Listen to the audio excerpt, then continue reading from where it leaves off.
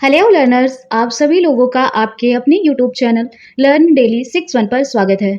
आज हम लोग बहुत दिनों बाद मिल रहे हैं, आई गेस आफ्टर 1 वीक मिल रहे हैं, बट अब वीडियो रेगुलर रहेंगी और हम लोग आज एक नया टॉपिक, एक नया सिलेबस स्टार्ट करने जा रहे हैं, जो है सीटेट 2023 जिनका एग्जाम है जुलाई में, उनके लिए आज हम लोग ईवीएस स्टार्ट करने जा रहे हैं। और ईवीएस को इस बार हम लोग एक नए तरीके से पढ़ेंगे। और वो नया तरीका क्या होगा कि हम लोग जो है एक एक क्लास का हर एक चैप्टर को डीपली पढ़ेंगे, जिससे एक एक पॉइंट हम लोगों का ना छूटे। क्योंकि जिस तरह से सीबीएसई अपने एग्जाम जो है क्वेश्चन के जो पैटर्न है उसको बदल रहा है, उसको देखते हुए हम लोग सारे जो है सिलेबस को डिटेल में पढ़ेंगे। तो आज हम लोग स्टार्ट करने वाले क्लास 5th का, फिर क्लास 4th पढ़ेंगे और फिर क्लास 3rd पढ़ेंगे।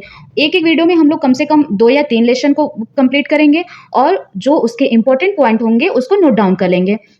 इस तरह से क्या होगा कि हम लोगों का अच्छे से तैयार हो जाएगा। और जब हम लोग कहानी के माध्यम से पढ़ेंगे, कहानी के तरीके से पढ़ेंगे, तो वो याद रखने में भी आसानी होगी और हम लोगों का जो है सिलेबस भी अच्छे से तैयार हो जाएगा। तो आज हम लोग क्लास 5th का देखते हैं। सबसे पहले हम लोग आज सिलेबस देख लेते हैं और लेसन फर्स्ट देख लेंगे, फिर इस तरह से हम लोग वीडियो को कंप्लीट करेंगे। तो सिलेबस क्या है? सबसे पहले तो बुक का नाम क्या है, जो पर्यावरण अध्ययन की बुक है उसका नाम क्या है? आसपास, उसका नाम क्या है? आसपास नाम है।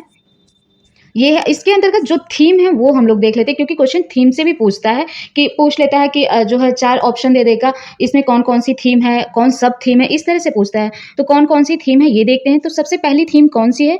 कितने थीम है? टोटल 6 थीम है, ये हम लोग जानते हैं। सबसे पहली थीम कौन सी है? परिवार एवं मित्र।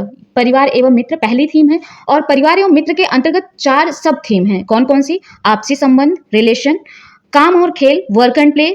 सेकंड थीम सब थीम है। थर्ड क्या है? एनिमल्स, जानवर।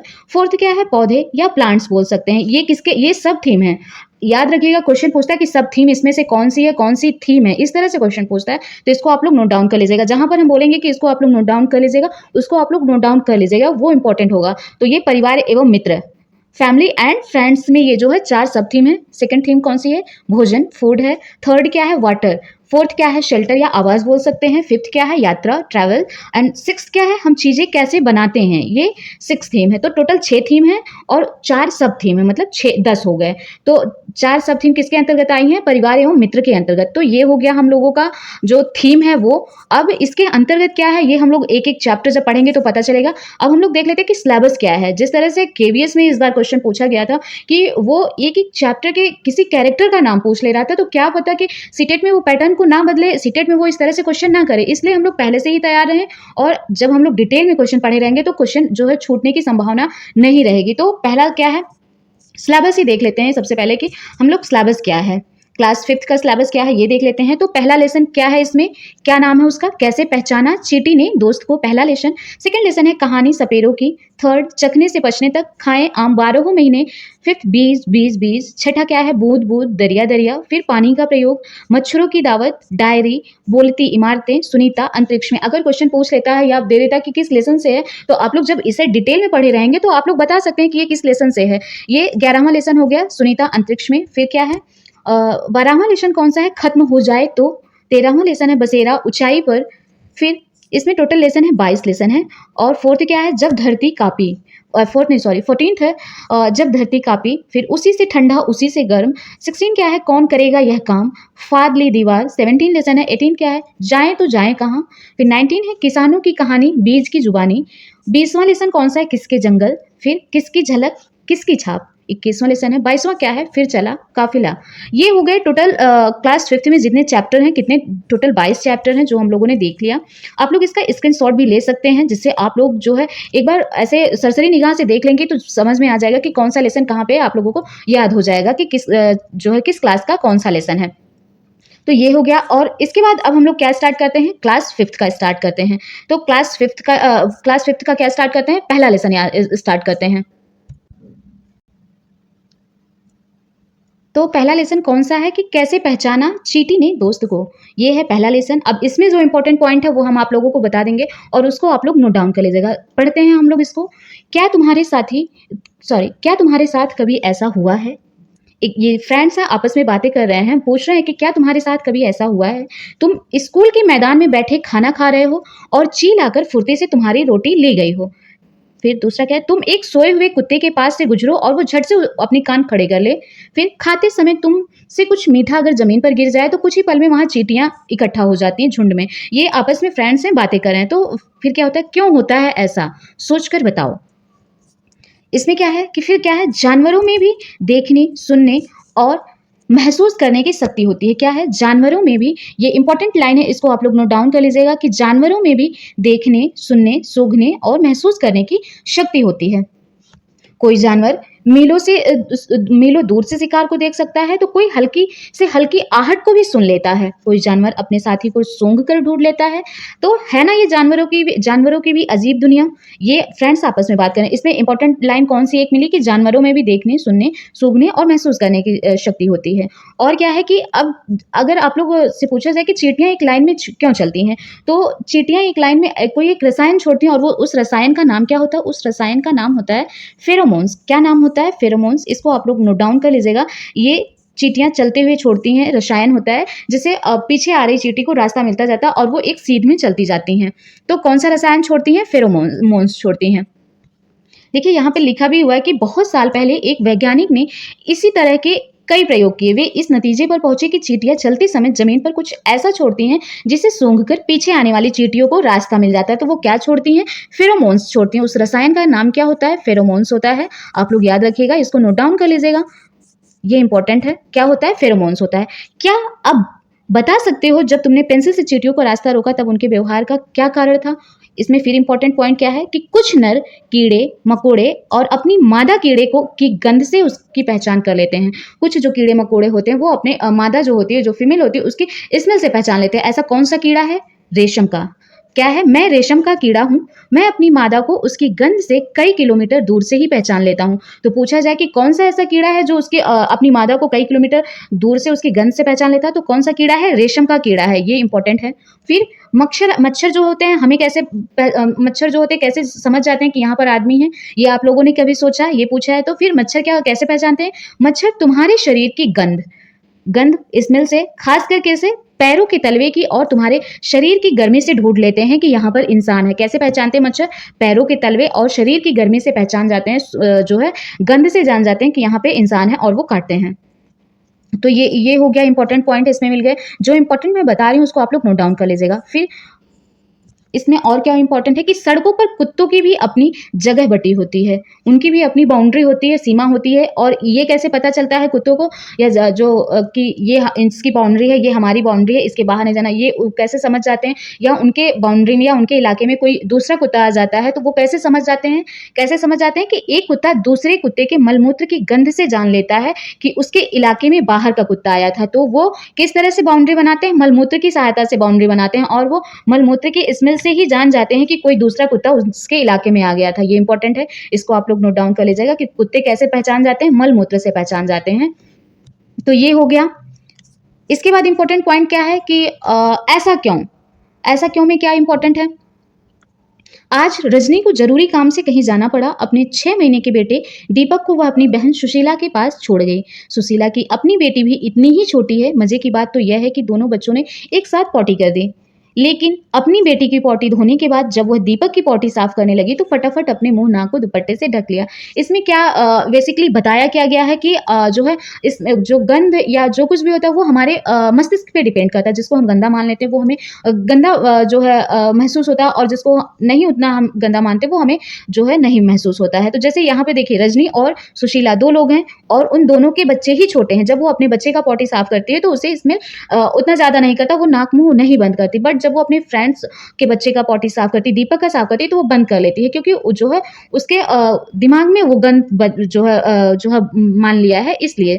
तो इससे क्या सीख मिलती है कि क्या वो होता है कि अक्सर हम किसी गंध से तब ज्यादा परेशान होते हैं जब हमारा मन उसको गंदा मानता है। अगर हम मन बना लें तो वही गंध उतना परेशान नहीं करती। जैसे कि वो अपने बच्चे का पॉटी साफ करी तो उसे नहीं उतनी गंध परेशान हुई, बट जो अपने फ्रेंड्स के बच्चे का पॉटी साफ करी तो उसे जो है गंध परेशान की, क्योंकि वह मन बना ली थी। तो जो है वो उसके मन में हो गया था, इसलिए वो जो है ऐसा हुआ। तो कोई भी इसी तरह से कोई भी प्रॉब्लम हो जिसके बारे में हम लोग जो है अगर चाह लें तो कर लेते हैं, ठान लेते हैं तो कर लेते हैं, और अगर हार मान जाते हैं तो वो हमसे नहीं हो पाता है। तो यही है। फिर क्या है कि अगला क्या है कि ऐसे कुछ पक्षी जो किसी ऐसे पक्षी का नाम लिखो जिनकी आंखें सामने की तरफ होती हैं। तो आप लोग इसको जरूर बताइएगा, आप लोग कमेंट में बताएंगे। ऐसे कुछ पक्षियों के नाम लिखो जिनकी आंखें सिर के दोनों तरफ होती हैं और इन पक्षियों की आंखों का आकार उनके सिर की तुलना में कैसा होता है। ज्यादातर पक्षियों की आंखें उनके सिर के दोनों तरफ होती है। ये इंपॉर्टेंट पॉइंट है कि पक्षियों की आंखें कहाँ होती हैं, उनके सिर के दोनों तरफ होती हैं। और पक्षी एक ही समय में दो अलग अलग चीजों पर नजर डालते हैं। ये भी बहुत इंपॉर्टेंट पॉइंट है कि पक्षी एक ही बार में दो अलग अलग चीजों को देख सकते हैं, बट इंसान देख सकता है नहीं, क्योंकि उसकी आंखें जो होती हैं वो सामने होती हैं। बट पक्षियों की आंखें जो होती हैं उसके सिर के दोनों तरफ होती हैं, इसलिए वो दो अलग अलग चीजों को देख लेते हैं। जब ये बिल्कुल सामने देखते हैं तब इनकी आंखें, दोनों आंखें एक ही चीज पर होती हैं। जब ये बिल्कुल सामने देखेंगे तो ये एक ही वस्तु को देखेंगे, बट अधिकतर समय जो है ये दो वस्तुओं पर इनकी नजर होती है। एक बार में ये दो चीजों को देख सकते हैं। तुमने देखा होगा कि कई पक्षी अपनी गर्दन बहुत ज्यादा हिलाते हैं। सोचते हो कि ऐसा क्यों हिलाते हैं, मतलब ऐसा वो क्यों करते हैं? क्योंकि ज्यादातर पक्षियों की आंखों की पुतली घूम नहीं सकती, तो इसलिए वो अपनी गर्दन घुमाकर ही आसपास देखते हैं। कि जब पुतली उनकी घूम नहीं सकती, आंखें तो घूमेंगी नहीं, तो फिर उनको क्या होगा कि अगल बगल भी देखना होगा, तो गर्दन को हिला करके ही देखना होगा। इसलिए पक्षियों की जो गर्दन होती है वो लगातार हिलती रहती है। ये हो गया इसमें इंपॉर्टेंट पॉइंट, हमने बता दिया, आप लोगों को नोट डाउन कर लीजिएगा। फिर अब तुम भी अलग अलग तरीकों से देखो, ये इसमें कुछ इंपॉर्टेंट नहीं है कि तुम आप भी अपनी दाईं आंख बंद करो या हाथ से ढको और उस समय तुम्हारा साथी बिल्कुल दाईं तरफ खड़ा हो, तो क्या तुम देख पाओगे? नहीं देख पाओगे, क्योंकि आंखें तुम्हारी बंद है। तो ये सब है। उसके बाद क्या है, ये क्या है, इसमें इंपॉर्टेंट पॉइंट है। क्या इंपॉर्टेंट पॉइंट है देखते हैं कि पक्षी जब दोनों आंखें एक ही चीज पर केंद्रित करते हैं तो उन्हें क्या है कि पक्षी जब दोनों आंखें एक ही चीज पर केंद्रित करते हैं तो उन्हें चीज की दूरी का एहसास होता है। इसका मतलब क्या है कि जब पक्षी किस वस्तु को, दोनों आंखें एक ही वस्तु पर होती तब उन्हें पता चलता है कि वह वस्तु जो है कितनी दूरी पर है। तो अगर क्वेश्चन पूछा जाए कि पक्षियों को दूरी का एहसास कैसे होता है, कि वस्तु की दूरी का एहसास कैसे होता है, तो कैसे होता है जब वो अपनी दोनों आंखों उस वस्तु पर केंद्रित करते हैं तो उन्हें दूरी का एहसास होता है। हम लोग लेसन कंप्लीट करने के बाद प्रैक्टिस भी करेंगे कि किस तरह से क्वेश्चन आते हैं या किस तरह से बन सकते हैं। तो आप लोग बिल्कुल घबराइएगा नहीं, हम लोग सारे लेसन को भी कंप्लीट करेंगे और प्रैक्टिस भी अच्छे से करेंगे। और जब अलग अलग चीजों पर केंद्रित करते हैं तो उनके देखने का दायरा बढ़ता है। ठीक है, जब दोनों आंखें एक पर केंद्रित करेंगे तो उन्हें दूरी का एहसास होगा, और जब वो अलग अलग देखते हैं तो उनके देखने का दायरा बढ़ता है। दायरा बढ़ता है मतलब वो एक साथ कई दो चीजों को देख सकते हैं। पक्षियों के सिर पर उनकी आंखों की स्थिति का अवलोकन करने से बच्चे को यह बात समझने में आसानी होगी। मतलब पक्षी को जब बच्चा खुद से देखेगा तो वो समझ पाएगा अच्छे से।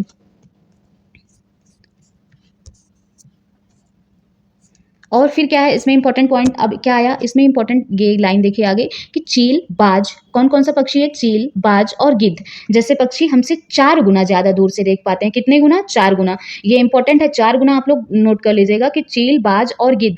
एग्जाम में अब तो इतना माइनर डिफरेंस रखने लगे हैं कि बिल्कुल 4 गुना, 2 गुना, 3 गुना, बिल्कुल इतना माइनर डिफरेंस रहेगा कि कंफ्यूज हो जाता है इंसान कि क्या रहेगा यहाँ पे। तो इस तरह से इसलिए याद रखने की बहुत जरूरत है ध्यान से कि चील, बाज और गिद्ध पक्षी जो होते हैं हमसे 4 गुना ज्यादा दूर से देख पाते हैं। जो चीजें हमें 2 मीटर की दूरी से दिखाई पड़ती हैं वही चीजें पक्षी कितनी दूर से? 8 मीटर की दूरी से ही देख लेते हैं। कौन कौन से पक्षी हैं वो? चील है, बाज है और गिद्ध है। ठीक, ये हो गया। अब क्या है, एक इंपॉर्टेंट पॉइंट इसमें एक ये है कि मजेदार बात, और ये देखिए रंग है।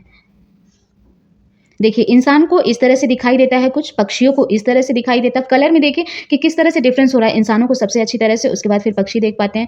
फिर ये देखिए डॉगी है, इस तरह से देखता है, और ये जानवर है, रेप्टाइल्स हैं या फिर जो है ये कैसे देखते हैं? ब्लैक एंड व्हाइट देखते हैं, इस तरह से देखते हैं। आमतौर पर माना जाता है कि दिन में जागने वाले जो जानवर होते हैं वो कुछ रंग देख पाते हैं। जो दिन में जागते हैं जानवर वो तो कुछ रंग को देख पाते हैं, लेकिन जो रात में जागने वाले जानवर होते हैं वो हर चीज को सफेद और काली ही देखते हैं। ये इंपॉर्टेंट पॉइंट है कि कौन से जानवर सफेद, हर चीज को सफेद और काली देखते हैं, तो कौन से जो रात में जानवर जागते हैं वो हर चीज को सफेद और काली ही देख पाते हैं। ये इंपॉर्टेंट है, इसे नोट डाउन कर लीजिएगा। फिर क्या होता है कि इसमें फिर एक इंपॉर्टेंट पॉइंट क्या आया कि सांप भी कुछ ऐसी ही सुन पाता है। सांप कैसे सुन पाता है? सांप के बाहरी कान होते हैं? नहीं होते हैं, उसके बाहरी कान नहीं होते। वो कैसे सुनता है? जमीन पर हुए कंपन को ही वह सुन पाता है। कैसे? जमीन पर हुए कंपन को ही वह सुन पाता है। लोग कहते हैं कि बीन बजाओ तो सांप आता है, तो क्या आप लोगों ने सोचा कि जब उसके कान ही नहीं होते तो वो कैसे आता है? क्योंकि बीन की धुन से जो कंपन होता है उसको सुनकर, उसको महसूस करके सांप को जो है सांप आता है। तो सांप के कान नहीं होते, बाहरी कान नहीं होते, वो जमीन पर हुए कंपन को ही वह सुन पाता है। ये इंपॉर्टेंट है, इसे आप लोग नोट डाउन कर लीजिएगा। फिर क्या है, आवाजें अलग अलग। आवाजें अलग अलग इंपॉर्टेंट है हम लोगों के लिए। इसमें देख लेते हैं कि क्या है। जंगल में ऊंचे पेड़ पर बैठा लंगूर पास आती मुसीबत जैसे शेर चीता को देखकर एक खास आवाज निकालकर अपने साथियों को संदेश देता है। इस काम के लिए पक्षी भी खास आवाजें निकालते हैं। तो जो है मुसीबत को कौन सा जानवर बताता है? लंगूर बताता है। कौन सा जानवर? लंगूर। आप लोग इसे नोट डाउन कर लीजिएगा कि जंगल में ऊंचे पेड़ पर बैठा लंगूर जो है बताता है कि जानवर आ रहा है पास। और पक्षी भी इस तरह के खास आवाजें निकालते हैं। पक्षी भी अपने साथियों को बता देते हैं, संदेश दे देते हैं, और लंगूर भी। कुछ पक्षी जो होते हैं अलग अलग खतरों के लिए अलग अलग आवाजें निकालते हैं। जैसे उड़कर आने वाले दुश्मन के लिए एक अलग तरह की आवाज निकालते हैं, जमीन पर चलकर आने वाले के लिए दूसरी तरह की आवाज निकालते हैं। पक्षी ऐसा करते हैं। और जानवरों में कौन? लंगूर है। साथ ही साथ क्या है, मछलियां भी खतरे की चेतावनी एक दूसरे को किस तरह से देती हैं? बिजली तरंगों से देती हैं। देखिए, जानवर भी देते हैं, पक्षी भी देते हैं। पक्षी तो जमीन से जो जमीन पर आने वाले दुश्मन होते हैं उनके लिए अलग आवाजें, उड़ने वाले जानवरों के लिए दुश्मनों के लिए अलग आवाजें। और लंगूर भी बताता है, मछलियां भी बताती हैं। कुछ जानवर तूफान या भूकंप आने से कुछ समय पहले अजीब हरकतें करने लगते हैं। जो लोग जंगल में रहते हैं और जानवरों के इस व्यवहार को समझते हैं, वे जान लेते हैं कि भूकंप आने वाला है या कुछ अनहोनी होने वाली है। तो जानवरों को पहले से ही पता चल जाता है, क्योंकि जानवरों की सुनने की जो है शक्ति जो होती है वो बहुत तेज होती है। जैसे एक घटना है सन 2004 की, ये इंपॉर्टेंट है। कब की घटना है? सन 2004 की यह घटना है। सन 2004 दिसंबर में आए सुनामी से कुछ समय पहले जानवरों के अजीब व्यवहार और उनके द्वारा दी गई चेतावनी भरी आवाजों को अंडमान, अगर पूछे कि 2004 में दिसंबर में सुनामी कहाँ आई थी, तो वो अंडमान में आई थी। अंडमान की एक खास आदिवासी जाति समझ गई और उन्होंने वह इलाका खाली कर दिया। इस प्रकार इस जाति के लोग सुनामी के कहर से अपनी जान बचा पाए। अगर ये घटना दे देता है और पूछता है कि ये कहाँ की घटना या कब की घटना है, तो ये 2004 दिसंबर की घटना है। और कौन सी घटना हुई थी? सुनामी आई थी, अंडमान में आई थी। और उन लोगों ने कैसे पहचाना? जानवरों की अजीब हरकतों से उस घटना को उन्होंने जान लिया था। तो ये इंपॉर्टेंट पॉइंट है, इसे आप लोग जरूर नोट डाउन कर लीजिएगा। इसमें जो डेट और जगह दिया हुआ है, ये सब इंपॉर्टेंट, जो इंपॉर्टेंट बता रही हूँ उसको आप लोग जरूर नोट डाउन कर लीजिएगा। फिर क्या है, डॉल्फिन भी अलग तरह की आवाजें निकालती है। कौन? डॉल्फिन। डॉल्फिन भी अलग तरह की आवाजें निकालती है, एक दूसरे से बात करती है। वैज्ञानिकों का यह मानना है कि कई जानवरों की अपनी पूरी भाषा होती है। जिस तरह से हम लोग बातें करते हैं आपस में, वैज्ञानिक मानते हैं कि इसी तरह से कुछ जानवर भी हैं जो आपस में बातें करते हैं। तो अगर पूछा जाए कि अलग अलग तरह की आवाजें कौन सी मछली निकालती है, तो कौन सी होती है? डॉल्फिन होती है। अब क्या है इंपॉर्टेंट इसमें? कितना सोएं। कितना सोएं ये देखते हैं हम लोग देखते हैं कि सर्दी के मौसम में क्या होता है, देखिए हम लोगों को छिपकली या मच्छर या मक्खियाँ ये सब बहुत कम दिखाई देते हैं। ऐसा क्यों होता है? क्योंकि बहुत से जानवर किसी खास मौसम में लंबी गहरी नींद में चले जाते हैं, लंबी भी इतनी कि कई महीनों तक फिर दिखाई ही नहीं देते। क्या तुमने कभी ध्यान दिया है कि सर्दियों के दिनों में अचानक ही छिपकलियां कहीं गुम हो जाती हैं? सोचो वे ऐसा क्यों करती होंगी। अब इस लेसन के इसमें क्या सिखाया जाएगा? उनकी संवेदनशील ज्ञानेंद्रियों की बात की गई, पर इस शब्द का इस्तेमाल नहीं किया गया। और अन्य जानवरों के ऐसे ही व्यवहार के बारे में जानने के लिए बच्चों को अखबार पढ़ने व टीवी पर उपयुक्त कार्यक्रम देखने के लिए प्रेरित करना चाहिए। इसमें बच्चों को ज्ञानेंद्रियों के बारे में बताया जाना चाहिए। ये हो गया। अब देखते हैं कि कौन से जानवर कितनी देर सोते हैं। ये सबसे इंपॉर्टेंट इसमें कौन सा टॉपिक है? स्लॉथ। स्लॉथ से क्वेश्चन पूछा जाता है। स्लॉथ क्या है? ये है स्लॉथ। ये भालू जैसे दिखते हैं। किस तरह से दिखते हैं अगर पूछ ले तो ये भालू जैसे दिखते हैं, पर भालू नहीं है। ये जितनी भी एक एक लाइन इंपॉर्टेंट है, क्योंकि स्टेटमेंट एज इट इज दे देता है क्वेश्चन में। तो ये भालू जैसे दिखते हैं पर भालू नहीं है। ये दिन के करीब 17 घंटे, कितने घंटे? 17 घंटे इंपॉर्टेंट है, आप लोग जरूर नोट डाउन करिएगा। 17 घंटे पेड़ों से उल्टे सिर लटक कर मस्ती से सोते हैं। किस तरह से सोते हैं? पेड़ों से उल्टे सिर लटका कर मस्ती से सोते हैं। ये जिस पेड़ पर रहते हैं उसी के पत्ते खाकर पलते हैं, और इसीलिए इन्हें कहीं और जाने की जरूरत ही नहीं पड़ती। जब ये अपने पेड़ के सारे पत्ते खा लेते हैं तभी वे पेड़ के पास के पेड़ पर जाते हैं। लगभग 40 वर्ष, कितने वर्ष? 40 वर्ष के अपने पूरे जीवन में ये मुश्किल से 8 बार, कितनी बार? 8 बार पेड़ों पर घूमने की तकलीफ उठाते हैं। मतलब ये 40 वर्ष में केवल 8 पेड़ों पर ही रह जाते हैं। मतलब जो है 8 पेड़ों पर ही रह जाते हैं 40 वर्ष में। मतलब 5 साल एक पेड़ पे रहते हैं स्लॉथ जो होता है। और ये सप्ताह में केवल एक ही बार शौच करने के लिए पेड़ से नीचे उतरते हैं। ऐसा तो है स्लॉथ। किस जानवर की बात हो रही है? ये स्लॉथ की। इतना लेजी किस्म का इंसान सॉरी जानवर है ये। स्लॉथ का जगना हम लोगों ने ऊपर देखा कि स्लॉथ कितनी देर जगता है, कितनी देर सोता है वो? 17 घंटे तो वो सोता ही है। और ये देखिए स्लॉथ का जगना, मतलब सारे ही जानवरों का किस तरह से साइकिल बनाया हुआ कि कौन से जानवर कितनी देर जगते हैं। इसमें सबसे पहले क्या है, इसमें जो है अगर स्लॉथ, ये जो है ये एक लाइन 2 घंटे को दर्शा रही है। ठीक, तो स्लॉथ का जगना दिखा रहा है कितना 2, 4, 6, 8, 10, 12, 14, 16, 18 दिखा रहा है इसमें ये स्लॉथ, लेकिन ऊपर क्या दिया 17 घंटे सोते हैं। और उसी तरह से देखिए फिर इस तरह से आप लोग बता सकते हैं कि छिपकली सॉरी यहाँ पे दिया हुआ है, सॉरी कहाँ गया, यहाँ है, 1 सेकंड, यहाँ पे देखिए है बना हुआ है, साइकिल बनी हुई है कि कौन से जानवर कितनी देर जगते हैं या कौन से जानवर कितनी देर सोते हैं। तो सबसे पहले एक लाइन जो थी वो ये एक जो है एक ब्लॉक कितने घंटे को 2 घंटे को दर्शा रहा है। तो गाय कितनी देर सोती है 2-2 4 घंटे, ठीक। अजगर कितनी देर सोता है 2 4 6 8 10 12 16 18 20 घंटे अजगर सोता है। और जिराफ कितनी देर केवल 2 घंटे। बिल्ली 2 4 6 8 10 12 घंटे बिल्ली सोती है। तो ये तो हो गया साइकिल। गाय कितनी देर हम लोगों ने देखा 4 घंटे, ठीक। इसको हम लोगों ने कितना देखा था 2 4 6 8 10 12 14 16 18 घंटे अजगर का। जिराफ का कितने घंटे था 2 घंटे केवल। बिल्ली का कितने घंटे था 12 घंटे था। तो ये हो गए जानवरों की सोने की साइकिल। और स्लॉथ का ऊपर हम लोगों ने देखा 17 घंटे था। अब हम लोग एक इंपॉर्टेंट पॉइंट देख लेते हैं, क्या है कि बाघ अंधेरे में हमसे 6 गुना बेहतर देख पाता है। कितने गुना 6 गुना, ये इंपॉर्टेंट है। और ऊपर चील, बाज और गिद्ध हमसे कितने गुना मतलब कितने गुना जो है देख पाते हैं, कितनी गुना मतलब सॉरी कितनी दूर से देख पाते हैं, 4 गुना दूरी से देख लेते हैं। और बाघ हम अंधेरे में हमसे कितने गुना 6 गुना बेहतर देख पाता है। कितने गुना 6 गुना, याद रखिएगा। और क्या है इंपॉर्टेंट पॉइंट, क्या है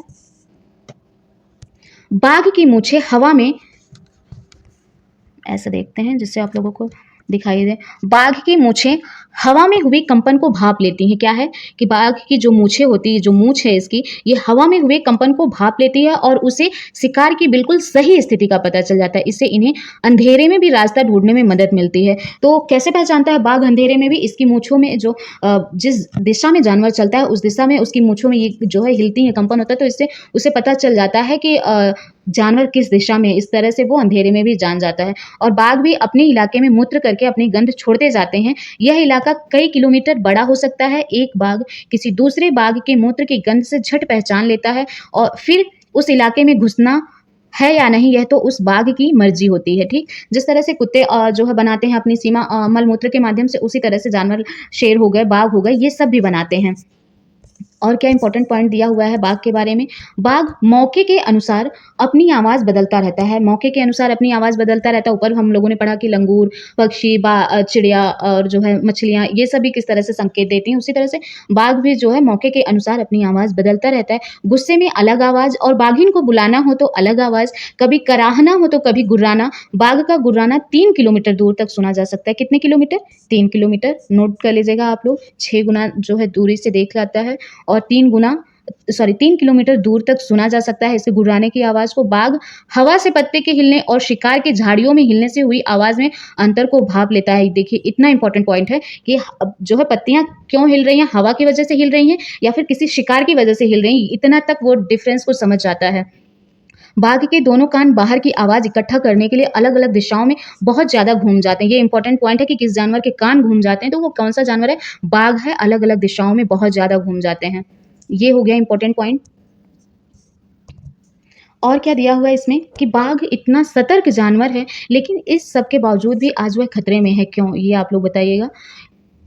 क्या तुम जानते हो हाथी को उसके दांत, गैंडों को सींग और शेर, मगरमच्छ और सांप को उनकी खाल के लिए मार दिया जाता है। ये इंपॉर्टेंट है, आप लोग देख लीजिएगा, नोट कर लीजिएगा इसको। पूछता है कि किस जानवर को किस लिए मारा जा रहा है, तो हाथी को उसके दांतों के लिए, गैंडों को सींग के लिए, शेर, मगरमच्छ और सांप को उनकी खाल के लिए मार दिया जाता है। और कस्तूरी हिरन को थोड़ी सी खुशबू के लिए मारा जाता है। जानवरों को मारने वाले लोगों को शिकारी कहते हैं। ये इंपॉर्टेंट है, ये लाइन नोट कर लीजिएगा, एज इट इज आप लोग नोट कर लीजिएगा।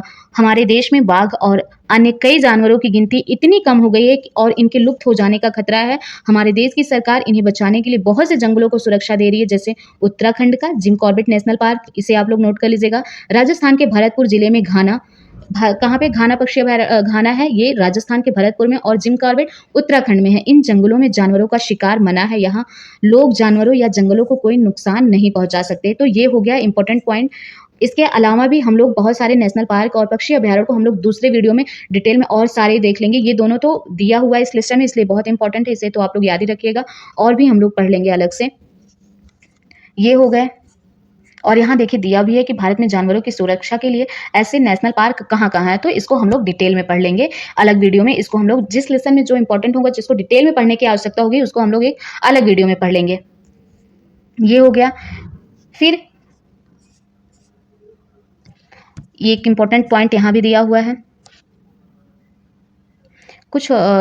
बाघ व अन्य जानवरों की संख्या कम होने के कारण क्या है?